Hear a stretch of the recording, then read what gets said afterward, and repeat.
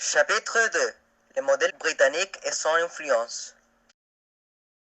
Bonjour, je m'appelle Valentina Parra. Et moi, Alan Garcia. Dans cette vidéo, on va vous présenter l'habeas corpus et le Bill of Rights, le refus de l'arbitre royal. Depuis la Grande Charte de 1215, le pouvoir royal est limité en Angleterre.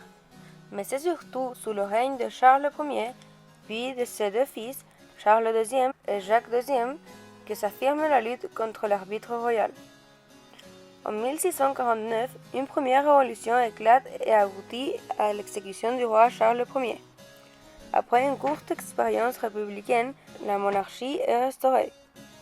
Sous le règne de Charles II, les tensions entre catholiques et protestants sont vives après l'arrestation de nombreux catholiques et l'exécution sans procès de 35 d'entre eux. L'habeas corpus puis le Bill of Rights apparaissent dans l'histoire anglaise du XVIIe siècle comme deux étapes fondamentales du refus de l'arbitre royal, en particulier aux yeux des philosophes de lumière qui vivent en France dans une monarchie absolue. On retourne avec Manon Bril sur deux textes fondateurs, non seulement de la monarchie britannique, mais plus généralement de l'état de droit et des libertés des citoyens dans le monde. C'est afin de lutter contre les abus que le Parlement britannique décide de voter l'habeas corpus Act le 27 mai 1679, limitant le pouvoir du souverain en matière d'arrestation.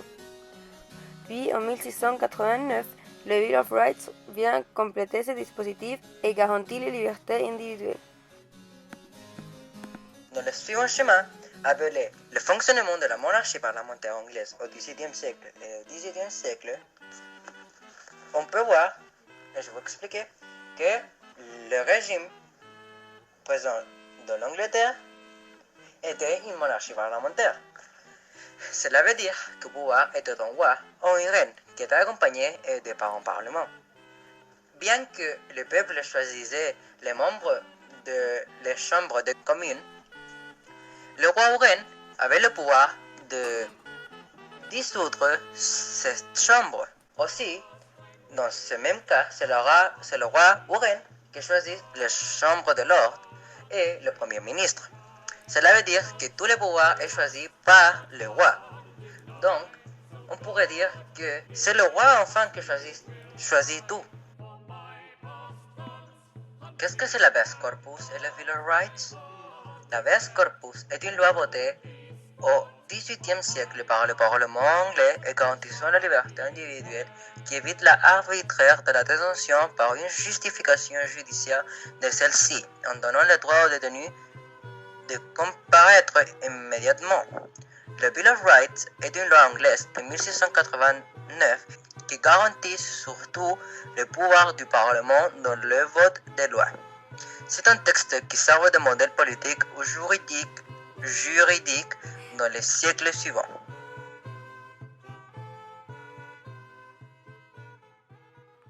Comment l'habeas corpus et le Bill of Rights garantissent-ils la liberté individuelle en Angleterre de la fin du XVIIe siècle?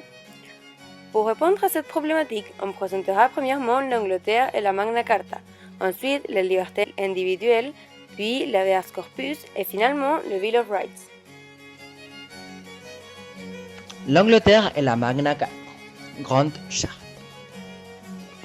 Jusqu'en 1640, l'Angleterre est régie par la Magna Carta, le premier monument de la Constitution anglaise.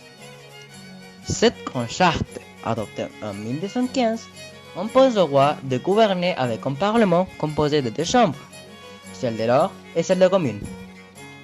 Ce parlement a la possibilité de limiter le pouvoir royal et notamment les augmentations d'impôts.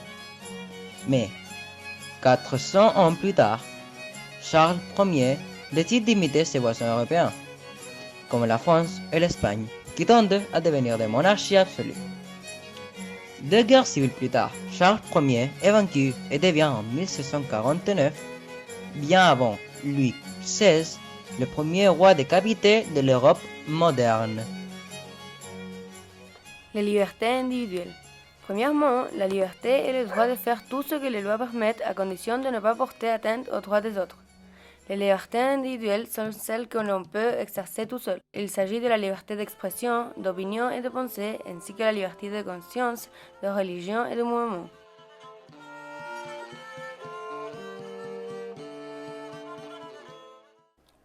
L'habeas corpus. Les Anglais adoptent un nouveau régime, c'est le Commonwealth d'Angleterre. Mais même si sur le papier, c'est plus ou moins censé être une république, dans les faits, le Lord protecteur Olivier Cromwell a une conception du pouvoir tout aussi autoritaire et héréditaire que s'il était le roi. Peu convaincus, les Anglais arrêtent l'expérience après la mort de Cromwell en 1658 et demandent aux descendants de Charles Ier de poursuivre la dynastie. Charles II, revenu d'exil, monte ainsi sur le trône en 1660. Monarque absolu, multipliant les arrestations arbitraires chez les opposants. Le Parlement lui impose en 1679 une loi qui va marquer l'histoire. C'est l'habeas corpus. Celui-là est le premier texte qui ose s'attaquer à l'arbitre royal. Désormais, toute personne arrêtée a le droit de savoir pourquoi et être présentée dans les 3 jours à un juge. De nos jours, cela paraît normal, mais à l'époque, en France, Louis XIV envoie qu'il veut en prison simplement avec une lettre, les fameuses lettres de cachet, sans avoir besoin de se justifier auprès de qui que ce soit. Le Bill of Rights ou Déclaration des droits. En théorie, seulement car le successeur de Charles II, son frère Jacques II, a fait les mêmes erreurs en 1688, alors qu'il n'est roi que depuis 3 ans, éclate une révolte, la Glorious Revolution. Certains nobles anglais préfèrent alors se tourner vers son gendre Guillaume III, qui devient roi d'Angleterre en 1689 et qui accepte cette occasion un texte essentiel, le Bill of Rights, ou Déclaration des droits. Par ce texte, le roi accepte définitivement de voir son pouvoir limité au profit du Parlement. L'indépendance des juges, déjà amorcée dans l'habeas corpus, est renforcée. Le roi a l'obligation de réunir régulièrement le Parlement et, le plus souvent, il y a besoin de son accord pour agir, que ce soit pour déclarer une guerre, entretenir une armée en temps de paix ou lever un nouvel impôt. Les Anglais obtiennent aussi le droit de pétition au début de la liberté d'expression. La monarchie parlementaire est née. Conclusion.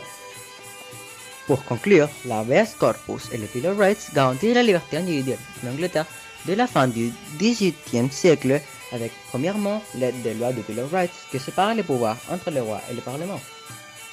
De plus, l'habeas corpus est aussi un grand garantissant de la liberté, car elle est le premier texte qui ose confronter l'arbitre royal.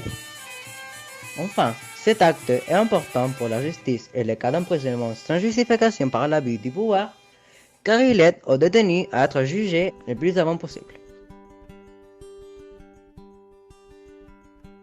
Dans les États bien réglés, le pouvoir législatif est remis entre les mains de diverses personnes, mais il est nécessaire qu'il y ait toujours quelques puissants sur pied qui fassent exécuter ces lois.